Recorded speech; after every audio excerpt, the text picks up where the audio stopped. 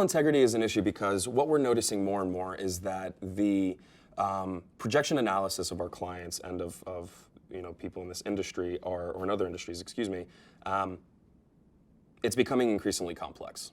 And the problem with that is the products or services available to create those complex projections are not able to keep up with the increasing complexity. And so, for example, you'll have spreadsheet-based analysis like Excel that does a great job, and it's been doing a great job for years at this point. The problem is that the architecture of something like Excel simply cannot hold up to the increasing demand of this complicated structure and projection analysis that people in these industries need. They're kludgy. They are inherently a black box, and they're not easy to understand.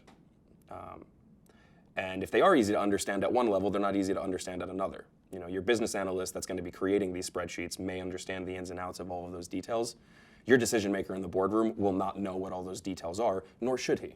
He should have trust that whatever he produces using this thing is going to be accurate, and that he should be able to look into the details if he chooses and have a clear answer.